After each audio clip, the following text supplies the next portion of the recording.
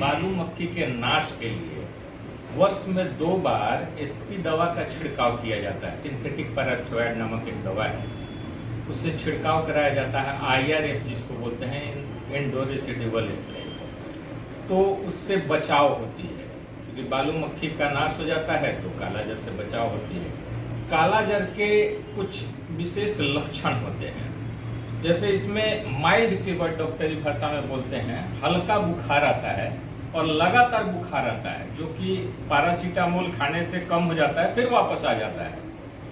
तो कंटिन्यूअस 2 हफ्ते से ज़्यादा बुखार हो और शरीर का वजन कम हो रहा हो, भूख न लगना, शरीर का काला पड़ना, ये सब आम चीज़ें हैं। साथ ही साथ उसके अलावा स्प्लीन बढ़ जाता है। इसमें स्प्लीन के बढ़ जाने के वजह से मरीज को तमाम तरह की और भी परेशानियां होती हैं।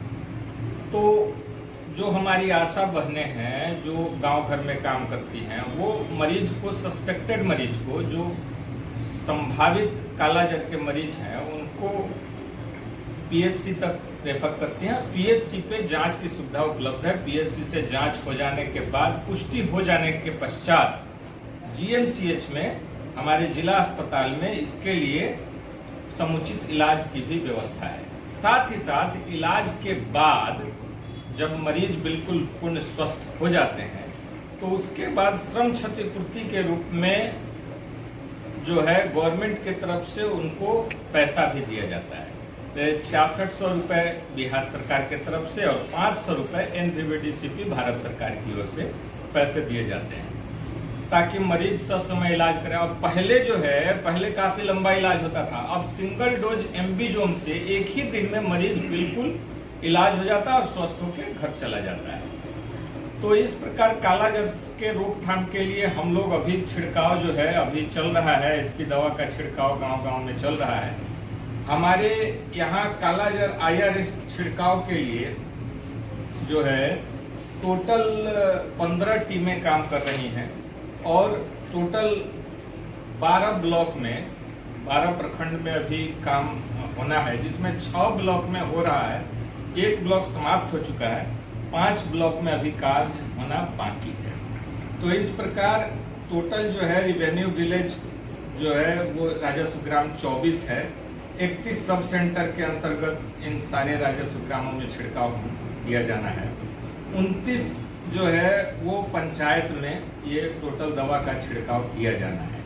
टीम जो है 15 टीमें काम कर रही हैं पूरे जिले भर में। तो इस प्रकार हम लोग कालाजार के रोकथाम के लिए ये उपाय किए जा रहे हैं। साथ ही साथ टोटल जो पॉपुलेशन है वो 2,69,303 पॉपुलेशन पे कार्य किया जा रहा है अभी फर्स्ट फेज में। हाँ, इसके बाद नहीं या फिर ये ये आपने जो रिपोर्ट बताया जी प्रोग्राम जो चल रहा है कालाजार से बचाव के लिए, ये ब्लॉक लेवल का है या पूरा जिले का है? ये पूरे जिले का मैंने बताया। और साथ ही साथ मैं ये बताना चाह रहा हूँ कि वर्ष में 2 बार छिड़काव किया जाता है कालाजार से बचाव के लिए। तो ये प्रथम चक्र छिड़काव जो है वो चल रहा है। इसके बाद द्वितीय चक्र छिड़काव भी होगा, जो कि जुलाई अगस्त में वो शुरू होता है, उसका टेंटेटिव वो पीरियड होता है। इस प्रकार हम लोग कालाजार के विरुद्ध हम लोग कार्य कर रहे हैं। और साथ ही साथ PKDL के लिए भी कुछ बताना चाहता हूँ। जो चमड़ी वाला कालाजार जो होता है, जिसमें कि दाग धब्बे शरीर पर आ जाते हैं, उसके बारे में भी थोड़ा सा मैं बताना चाहता हूँ। उसमें भी काम कर रहे हैं हम लोग।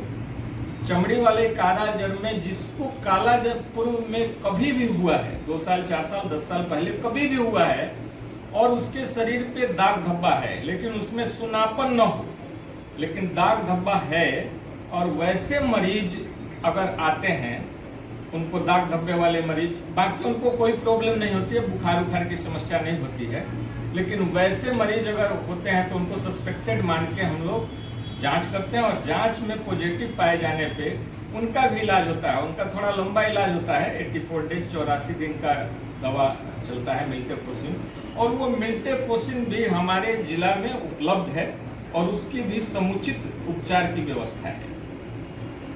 तो इस प्रकार हम लोग कालाजार को कम करने की कोशिश कर रहे हैं।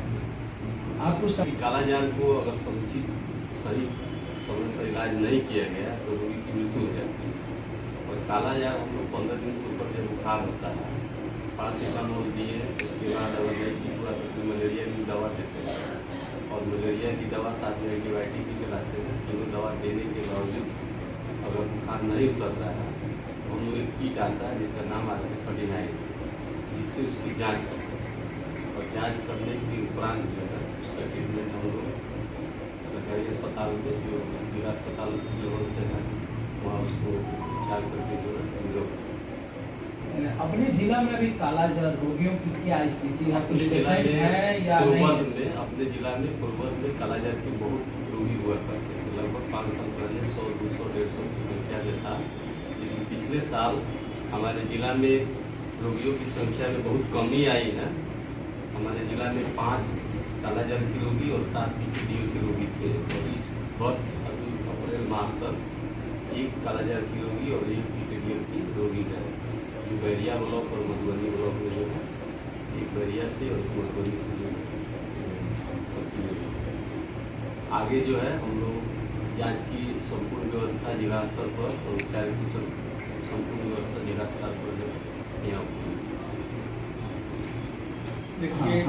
देखिए किसी भी रोग के समुचित उसका प्रबंधन के लिए एक कुशल प्रबंधन की आवश्यकता होती है।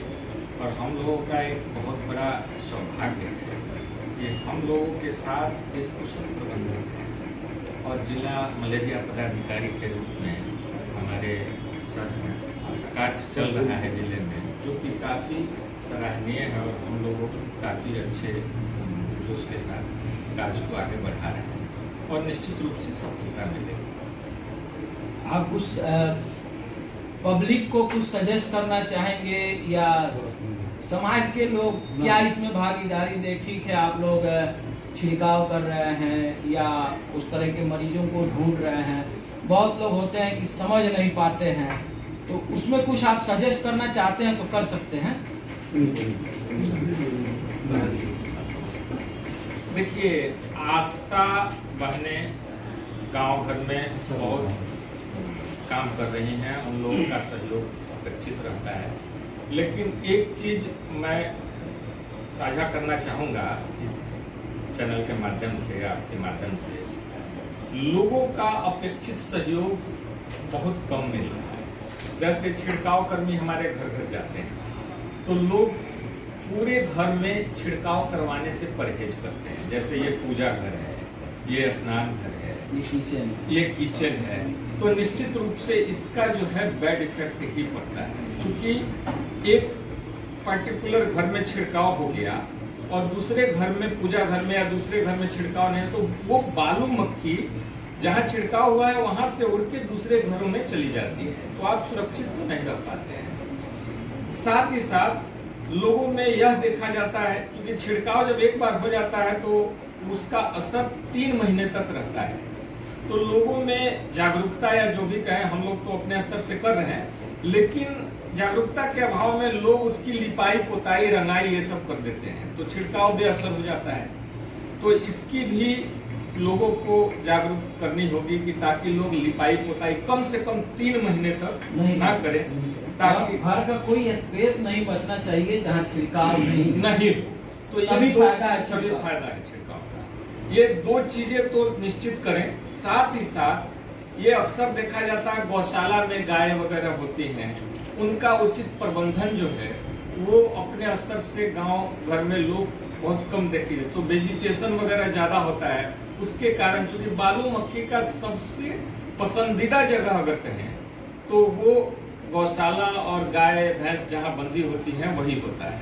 लोगों को अपना जीवन स्तर भी सुधारना होगा, थोड़ा सा मच्छरदानी का प्रयोग भी करना होगा। दिन में भी अगर सो रहे हैं तो मच्छरदानी का प्रयोग करें, सूती कपड़े पहने, ढीले ढाले कपड़े पहने, और खासकर गर्मी में JES का भी प्रकोप है बच्चों में, खासकर 2 साल से 14 साल के बच्चों को। अभी तो एहतियात उस पर भी हम लोग काम कर रहे हैं।